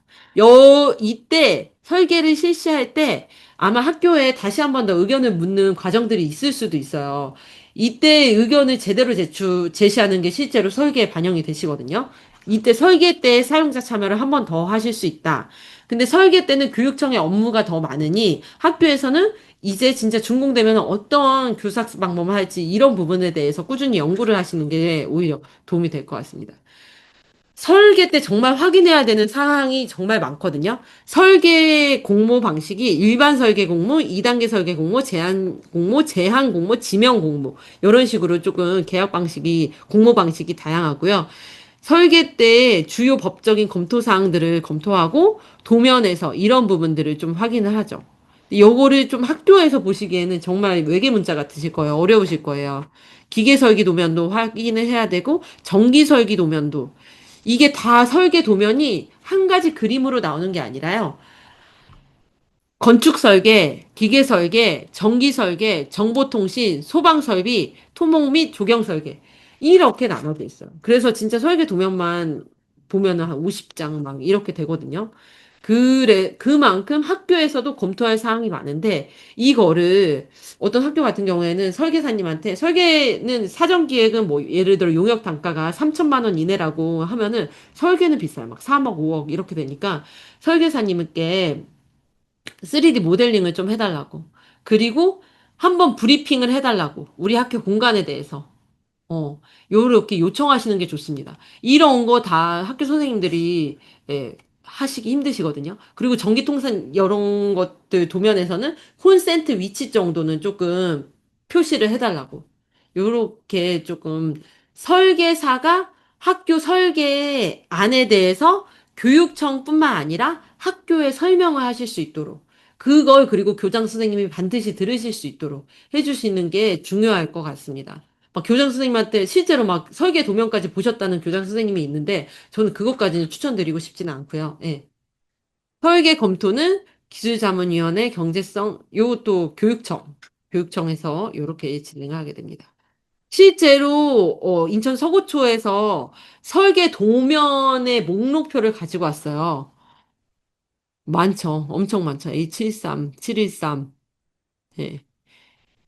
그러니까 그 이, 설계했던 학교가 설계 때 반드시 실수가 있다고, 설계 때 실수가 없는 학교는 없다. 이렇게 말씀을 하셨고요. 그리고 설계 때 검토해야 되는 게 100개나 넘는다. 한마디로 막 학교 색깔까지 검토를 하셔야 되는 거거든요. 내부 페인트 칠, 어떤 걸로 할지, 자재, 콘센트 위치, 뭐 이런 것들까지 정말 디테일하게 검토를 하셔야지 되기 때문에 이거는 최대한 근데 이 사업은 조금 약간 특이하잖아요. 계약은 교육청이랑 그 건축사랑 하고 근데 학교의 의견을 수렴한다. 이런 식으로 계약이 되어 있잖아요. 그래서 어떻게 보면은 설계사님이 학교에 자주 안 오실 수도 있고 그런데 최대한 학교에 좀 많이 오셔서 브리핑을 하셔라. 이렇게 좀 요청을 하시는 게 맞죠. 뭐 철거 같은 경우에는 철거 도면 요렇게도 있고. 예. 그래서 예, 학교시설 사업 추진 시 일반 거점 착공할 때도 반드시 신고가 들어가야 되는데 이것도 교육청에서 이렇게 해주시면 되고요. 사립학교 같은 경우에는 조금 절차가 다른데 예, 공립학교 기준으로 말씀을 드립니다. 네. 학교시설 시행 계획이 승인되면은 이제 시공하고 그러면 되는데 설계 시에는 사용자 참여 설계를 통해 다시 한 번 더 교육 공동체의 요구 사항을 좀 반영해 주시도록 해 주시고요. 교육 공동체에서 세부적인 요구 사항을 결정합니다. 콘센트 위치인지 붙박이장인지 붙박이장 위치는 어떻게 되는지 설계사에게 3D 모델링 등 상세한 설명을 요청하시는 게 중요하고요. 교육 공동체의 요구 사항이 도면에 반영됐는지 전기 통선 통신 전선 배관 꼼꼼히 확인하기. 좀 행정실에서 도움해 주시면 좋겠죠. 특히 기존 학교 시설물에서 제거해야 되는 부분이 있는지 다시 한 번 더 확인을 해 주세요. 사전기획 때부터 교원학습 공동체가 꾸준히 교수학습 방법에 대해서 스터디하기를 추천드립니다. 설계 시 어떤 스마트 기기를 도입할지 학교에 요것도 결정이 돼야 합니다. 그거에 따라서 좀 가구 배치나 칠판이나 이런 게 달라질 수 있거든요. 그래서 교수학습 방법에 맞는 기기를 좀, 네, 하시도록 말씀을 드리고, 저는 그 사전 계획할 때 선생님들한테 이런 것까지 좀 같이 받았어요. 교수학습 방법이 뭐고, 공간이 뭐고, 필요 공간이 뭐고, 이 공간에서 필요한 기자재까지 무엇인지, 요런 게 좀 사전 기획 때부터 좀 잘 정리가 되면은 설계 때 하시기가 훨씬, 수월하시죠.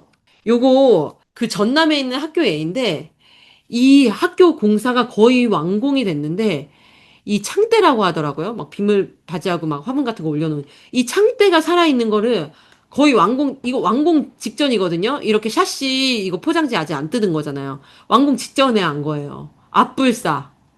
요거 어떻게 해요? 그대로 살려둘까요? 근데 이것 때문에요. 여기에 막 북박이장도 설치도 못하고, 이게 한, 보니까 17? 뭐, 요 정도 튀어나와 있는데, 이것 때문에 공간 활용을 못하는 게 너무나도 많았어요. 막 신발장도 설치 못하고. 그래서, 설계 변경을 해가지고 공사 때 부득이하게 요거를 잘라냈다고 톱으로 두두두두두두두 잘라냈다고 하시더라고요. 그러니까 제거해야 되는 그리고 심야전기 같은 난로, 심야전기 난로 이런 것도 위험하잖아요. 그러니까 학교 돌아보시면서 제거해야 되는 부분들이 뭐가 있는지 제거만 잘해도 학교 시설이 훨씬 더 쾌적해지거든요. 그러니까 제거해야 될 부분이 어디인지 꼭 확인하시는 게 중요합니다. 시공도 역시 교육청에서 좀 업무들이 많은데 착공 준비하고 착공 신고하고 공정별로 공사를 시행하고 설계 변경 막 방금처럼 이렇게 설계 변경 요것도 설계 변경 건이거든요. 금액이 컸으니까 상황 발생 시에는 이렇게 진행을 하고 공사 검토하고 준공 신고 준공 허가까지 사용 승인까지 나면은 이제 학교가 완전히 준공이 됩니다. 그래서 시공 단계에서 학교 체크 포인트는요, 학교에서는 돈보다도 안전이 중요하거든요. 학생들이 공사장에 들어오지 못하게 반드시 해주시고, 한 명이라도 공사장에 들어왔다, 그러면은 어물쩍 넘어가시면 안 돼요. 울산의 약사중 같은 경우에는 2학년 3반, 박세미가 들어왔다. 요거, 색출이란 표현이 조금 안 좋은데, 맨 처음 중학교 애들 얼마나 막 에너지 충만합니까? 예. 그러니까 맨 처음 발생했을 때 딱 누군지까지 색출해가지고 딱 따끔하게 혼냈다고 하더라고요. 봉사장에 절대 들어오지 못하도록 해주시고요. 모듈러 설치 최소 3개월이 걸려요. 3개월이라고 하면은, 우리 학교에 예를 들어 7월 1일 날 모듈러가 들어온대요. 그러면은, 7월 1일부터 모듈러 교실로 이사하면 되는구나. 이게 아니고요. 우리 학교에 7월 1일 날 모듈러를 설치하기 시작하잖아요. 근데 그 모듈러 청소하고 다시 아마 재사용 모듈러일 거예요. 요거 방역하고 다시 소독하고 그리고 모듈러를 또 뭐 1층, 2층, 3층까지 쌓으시잖아요. 이거 쌓는데도 시간이 걸리시거든요. 그러니까 최소한 1개월에서 2개월 정도는 잡아주시는 게 좋아요. 모듈러 설치할 때. 그리고 사전기획관님께서 사전기획 보고서 작성하실 때 학교의 출입문이 모듈러 운반이 가능한지 확인을 해주시는 게 중요해요. 이게 모듈러라고 해봅시다. 이게 모듈러 한 모듈이거든요.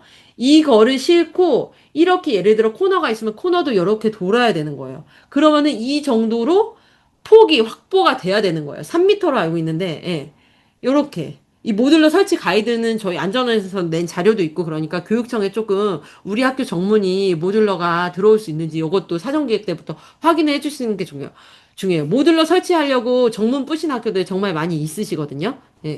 그래서 그리고 공사가 시작했다. 이제 학교장님들 너무 이제 노심초사한데 그래도 최소의 일주일에 한 번씩은 학교 관리자가 공사장을 둘러봐 주시면은 좋고요. 공사장의 정리정돈도 꼭 강조해 주시기를 바랍니다.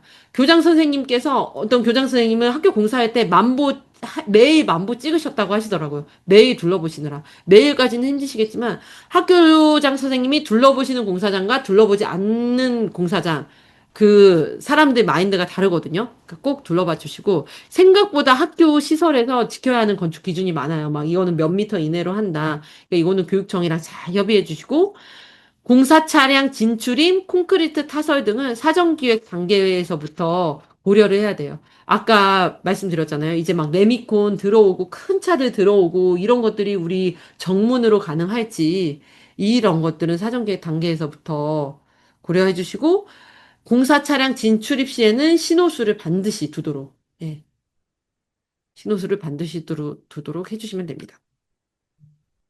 준공 단계에서는 이제 준공 검사하고 사용 승인하고 재산 등재, 건축물 대장 등재하고 이제 하자 및 유지 관리하고 하면은 끝납니다. 어서 빨리 준공이 되셨으면 좋겠죠. 이미 준공 단계에 오셨습니다. 예. 네. 그래서 결론입니다. 학교 조성 동단위 사업은요, 여러분 저랑 어느 순간 사전기획부터 설계부터 준공까지 이렇게 다 오신 거예요. 이 사업 프로세스를. 근데 학교 조성 동단위 사업은 적게는 3년에서 4년, 빠르면 3년, 늦어지면 막 4, 5년 걸리는 사업이에요. 그러니까 사전기획 때부터 너무 에너지를 많이 쓰시지 않기를 반드시 당부드립니다. 교장 선생님께서는 지원해 주시는 역할이거든요. 그러니까 장기적으로 교직원들이 특히 이제 설계 때는 행정실들이 많이 참여하시는데 끌고 갈 수 있는 좀 내부적인 힘을 결집시켜 주시면은 좋을 것 같습니다. 미래 전환 준비금도 이런 데 잘 사용하시고 목적에 맞게 반드시 목적에 맞게 막 뮤지컬 보시고 그러시면 안 됩니다. 예. 지피지기면 백전백승. 우리 학교 옛날 공간 사진을 반드시 남겨놔 주세요. 이게 교육부에서도 나중에 실적 자료 요청할 때 필요하고 이 학교 홍보 영상 제작하거나 막 이런 데도 필요하거든요. 학교의 공간 전후를 비교할 때 필요하기 때문에 옛날 공간 사진도 최대한 많이 예, 남겨놓아 주십시오. 그리고 설계에 잘못 나오면은 공사로 되기 때문에 설계하시는 분한테 꼼꼼하게 설명해달라. 우리 학교에서 꼼꼼하게 검토해야 되는 부분은 무엇인지, 콘센트 위치까지 좀 꼼꼼하게 설명해달라. 하루 날 잡고 이렇게 해달라고 해주시고요. 교육 공간은 되도록 특정한 누군가만 쓰지 않도록 다기능, 다목적 유형성이 있도록 설계해 주시기 바랍니다. 교육과정 재구성은 사전계획 때 반드시 해주시고요. 학교를 위한, 학교에 의한 학교의 사업이 될 수 있도록 학교에서 정말 적극적으로 예, 이런 공간 필요해요, 필요해요. 우는 아이 떡 하나 더 준다고, 미운 아이 떡 하나 더 준다고, 저는 근데 우는 아이 떡 하나 더 준다고 이야기하는데, 예, 꼭 의견을 표출해 주시기를 바랍니다. 네, 10분 남았는데, 10분부터는 이제 예, 자유롭게 이제 저희가 예, 준공, 실제로 그림 보는 시간이에요. 그래서 마음 편안하게 그림을 봐주시면 되고요. 그래서 결론. 공간 재구조화 사업이 성공하려면 학교 입장에서는 어떤 교육 활동을 할지 명확하게 나온 학교가 공간 기획으로 이어지기 때문에 어떤 공간으로도 이어지기 때문에 어떤 활동을 명확하게 교육 활동을 명확하게 할지가 나온 학교가 예, 공간 기획으로도 잘 반영이 되고요. 공간 도출 우선순위가 명확히 나온 학교도 중요합니다. 1순위에서 5순위까지 우리 학교에 한정된 예산을 이 공간은 죽어도 포기 못한다. 이런 공간들을 좀 우선순위를 적어주세요. 사전기획 보고서에. 그리고 사전기획 때부터 배치를 조금 생각을 해주시고 설계 지침을 누군가 꼭 검토해 주시길 바랍니다. 근데 이런 모든 사업들이요. 교육자로서 책임감을 가지고 우리 학교 애들한테 진짜 좋은 학교 만들어주고 싶다 하는 한 사람이 학교에 있는 학교는요. 결국엔 공간 재구조화 사업이 잘 추진이 되더라고요. 그리고 학교 공간도 많이 혁신적으로 바뀌어 있더라고요. 반드시 우수중공교 이런 데를 가보면 그런 한 사람들이 있거든요. 그게 교육지원청 주무관님이 있을 수도 있고 학교장님이 있을 수도 있고 사전기획하셨던 담당 선생님이 있을 수 있고 그런 간절함이 있는 학교는 공간 재구조화 사업이 꼭 성공합니다. 여러분 모든 학교 정말 여기 이렇게 방과 후에 공유 중지를 눌렀네요. 방과 후에 이렇게 교육을 들으실 수 있는 정도면 얼마나 예, 열정이 열정이 있으신 겁니까? 그러면은 정말 이 학교들 모두 성공하시기 제가 봤을 때는 예, 시작이 반이라고 모두 성공하실 것 같습니다. 예, 모두 성공하실 것 같고요. 방금 교환 올려달라고 해서 교환 다시 올렸고요. 5분, 예, 9분 남았는데 이제 중공교 사례 보도록 하겠습니다. 밀주초등학교예요. 밀양의 밀주초등학교인데 여기는 좀 특이하게 운동장 재구조화를 했어요. 근데 저는 정말 운동장 재구조화도 추천해 드리고 싶은 게 운동장은 철거할 게 생각보다 별로 없잖아요. 근데 운동장 재구조화를 하면은 또 이제 바깥으로 보이는 아웃테리어잖아요. 운동장이. 그러니까 너무 성과가 좋더라고요. 운동장만 재구조화해도. 적은 예산으로. 이때 8억 들인 걸로 알고 있거든요. 그래서 운동장 둔덕에 이렇게 터널이 있고 애들 놀이공간. 이 밀양에 있는 여기 학교는요, 주변에 학교도 없고 놀이터도 없어요. 서울은 정말 300m당 하나씩 놀이터 있지 않습니까? 근데 여기는 놀이터도 없고 학원도 없고 애들이 안전하게 놀 수 있는 공간이 없는 거예요. 그러니까 여기 학교를 주말마다 약간 공원처럼 개방을 하시더라고요. 그래서 뭐 1급수까지는 아니고 수돗물에 준하는 그 상하수도도 흘러가지고 여기서 애들이 물놀이도 하고 막 장마 지나고서 막 수달이 나와가지고 막 화재도 됐었고 이 학교 1학년 교실은 이제 바로 바깥에 나가서 놀 수 있도록 폴딩 도어로 이렇게 했고요. 요즘에 1학년 교실들 요즘에 이렇게 많이 하시죠.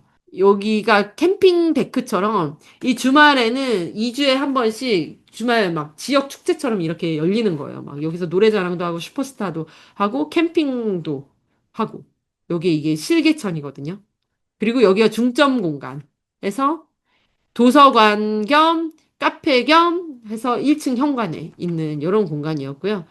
도서관이 앞에는 폴딩 도어, 뒤에는 이렇게 개방형으로 이렇게 앞뒤가 뚫린 형태예요. 재밌죠? 여기 그래서 중간에서 해먹으로 이렇게 하도록. 그래서 공간 경남교육청 자체 예산으로 운동장 재구조화를 했고, 그리고 공간 재구조화는 저희 국고 지방비 이렇게 진행을 한 사업이고요.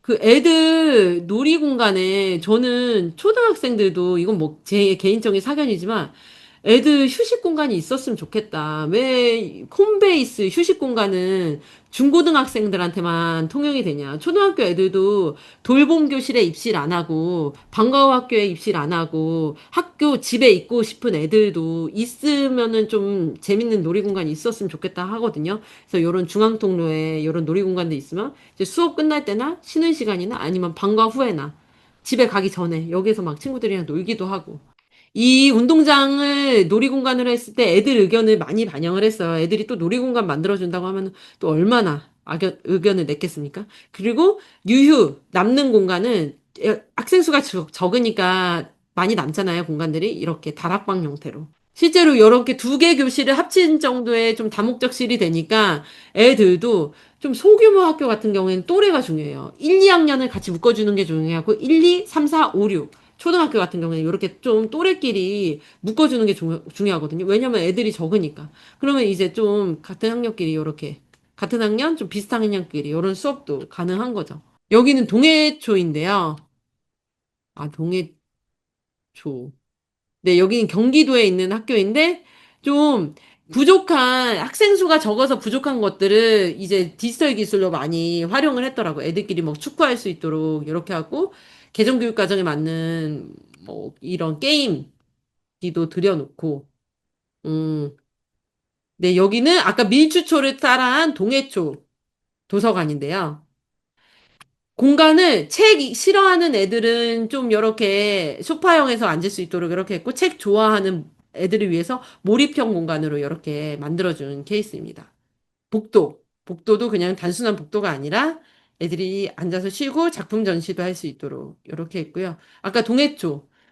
이 애들의 정체는 과연 무엇일까? 얘네들은 방과후 교실에 가는 걸까? 돌봄 교실에서 왜 나온 걸까? 근데 이렇게 애들이 있어도 안전한 공간이 있는 거예요. 초등학교 애들이. 집에 가기 전에. 네, 이렇게. 요런 공간들 요즘에 많이 쓰시죠. 다목적. 실내 체육 공간. 여기는요, 그 밀주초등학교 인사이트 투어를 가셔서 아 우리도 밀주초처럼 이렇게 앞뒤가 뚫린 공간을 만들어야겠다 하고 동해초가 요거를 따라했는데 밀양은 따뜻한데 동해는 춥잖아요. 그러니까 난방비가 너무 많이 들고 문을 한 번씩 열고 닫을 때마다 앞뒤가 개방된 공간이거든요. 문을 한 번씩 열고 다닐 때마다 추운 바람이 겨울에는 막 10월만 돼도 팍팍 들어오는 거예요. 그래서 해당 지역의 기후를 고려해서 공간도 구성하는 게 좋다. 그래서 결국에는 열린 공간으로 마련했는데 이거를 유리창으로 막으셨어요. 너무 춥기 때문에. 아무리 공간 멋있게 마련해 놔도 추우면요, 이용하지 않아요. 춥고 덥거나 하면은 이용하지 않아요. 요거 반드시 예, 생각해 주시고요. 빠르게 넘어가겠습니다. 경기 사창초 두 개 동을 리모델링을 했는데 앞에 1층에 스마트 광장이라고 해서 이렇게 만들었고 이제 신입생들 대상으로 애들 예, 설명하는 1, 2학년 공간 사이에 중간 놀이 공간을 마련을 해서 다양하게 활동할 수 있는. 예. 그리고 스마트 기기 하는데 저는 학교에 강당에 LED 놓으면은 요것도 가성비가 좀 좋은 것 같아요. LED가 확실히 시한성이 좋기 때문에 조금 활용도가 다각도이고, 뭐, 이걸 무대로도 활용할 수 있고, 애들 수업 때도 활용할 수 있고, 이 시한성, 프로젝터보다 시한성 좋은 LED를 그 설치하는 것도 너무 강추드립니다. 요거 시청각실로도 활용할 수 있잖아요. 응. 여기도, 예, 방과후 교실에 이렇게 예, 게임 형태로 예, LED 이렇게 활용하고, 여기는 사전계획 보고서가 95% 반영된 학교예요. 그만큼 사업 추진 속도도 조금 빠르게 진행이 됐고, 사업 규모도 좀 작게 했는데, 원래는 후관동 리모델링이었는데, 요거를 본관동과 후관동에 좀 연결 통로를 해주고, 특별 교실을 마련해달라. 요렇게 해서, 이제 드라마실에 폴딩 도어로 이제 내외부 공간을 유연 있게 연결한, 예, 케이스입니다. 대전 선생님. 네, 오늘 강의 예, 유튜브 업로드 예정이고요. 계단형으로 이렇게 많이 들어가 있죠. 예. 그리고 내외부 야외 놀이공간 그리고 이런 벽체인데요. 이거를 딱 당기면요. 진짜 앞하고 뒤 이 분리가 돼요. 요거를 학교 강당에서도 많이 쓰거든요. 초, 중, 등 뭐 통합학교 같은 경우에는 강당에서도 요거를 써가지고 초등학교 강당, 중학교 강당 이렇게 분리를 하거든요. 이거를 놓으면은 예, 분리가 되는. 그리고 도서관. 애들의 의견을 반영해서, 예, 요런 데 이제 바닥 난방 들어가야 되는 거죠, 반드시. 예. 플레이룸. 레고룸, 플레이룸 옆에 애들 코딩실. 요거 애들 로봇 수업하거나 코딩 수업할 때 많이 떨어지잖아요, 부품. 이거를 선생님이 개발했어요. 여기 힌지 보이시죠? 힌지로 평소 로봇 수업할 때는 닫아놓고 평소 수업할 때는 열어놓고 해서 자그마한 나사 같은 게 떨어지지 않도록. 발명상 받으셔야 돼요, 이 선생님. 방송실, 보이는 라디오 컨셉으로 했으면 좋겠다. 그리고 전면이 유리 칠판으로 되어 있는 어학실이 있었으면 좋겠다 해서 여기 고교학점제 좀 우수 공간인데 체육관을 리모델링 해가지고 그 교과목실을 만들었어요. 여기 학교는 한번 실제로 충남 아산에 있는 학교고요. 예. 체육관 느낌이 나죠. 근데 여기서 이제 진로교육 박람회 같은 거 하는 거예요. 그리고 이제 각실. 예. 같이 모여서 수업할 수도 있고, 떨어져서 이제 조별로도, 예, 수업할 수 있고, 예, 그쵸. 여기는 사업, 저희 공간 재구조화 예산으로 이 체육관을 리모델링 한 건 아니에요. 근데 공간 재구조화 예산으로는 뭘 했냐? 연결 통로를 증축했어요.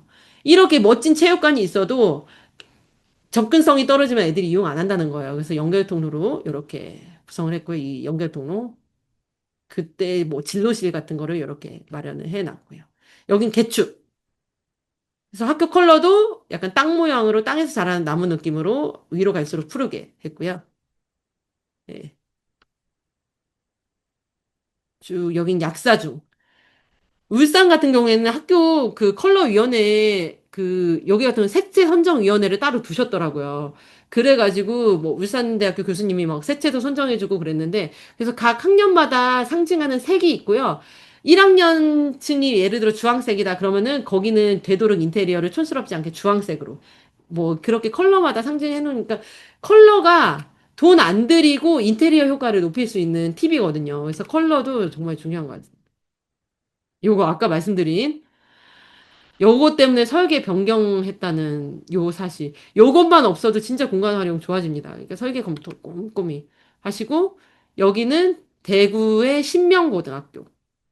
예, 여기도 여기를 리모델링한 학교고요. 예.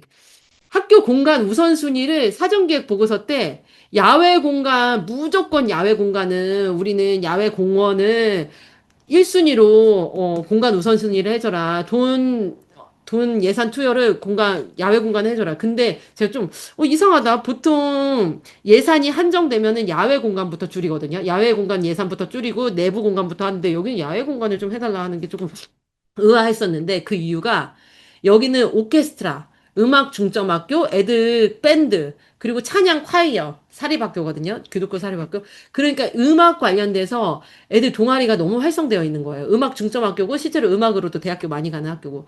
그러니까 애들 버스킹 이렇게 하려고 이런 게 좀 필요했더라고요. 원래는 여기가 다 막 숲으로 되어 있어가지고 이용을 못하던 공간이었거든요. 그래서 이래서 학교의 진짜 특성에 맞게 그 시설 우선순위도 다를 수 있겠구나. 요랬던 됩니다.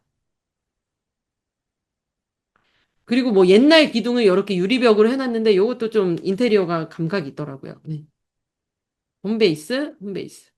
수학실인데 양옆이 이렇게 판서할 수 있는 그러면 8명 애들이 동시에 문제 푸는 게 가능한 거예요. 이렇게 되면. 여기는 한림여중인데 앞에 언뜻 보면 개축한 것 같죠? 근데 개축이 아니라요. 앞에 벽을 하나 더 뗐어요. 앞에 벽을 하나 더 떼가지고, 예, 한림, 큰 숲을 상징하는 이렇게 나무 모양으로. 이렇게 덧댄 부분에요. 이 교실에 그 마루 공간이 들어간 거예요. 그래서 여기 애들이 쉬는 시간에 여기서 쉴 수도 있고, 수업을 여기서도 할 수 있어요. 프로젝터를 여기서 쏘면은 애들이 여기에서 앉아서 수업을 들을 수도 있고, 이렇게 앞에도 있고, 옆에도 있고. 재밌죠? 그리고 이렇게 애들한테 통창으로 이렇게 연결을 해주고, 또. 네. 네. 오늘 연수 시간이 살짝 오버됐는데, 예. 여기까지 마치고, 오늘 연수 영상은 저희가 학교 공간 재구조와 유튜브에 올려드리도록 하겠습니다.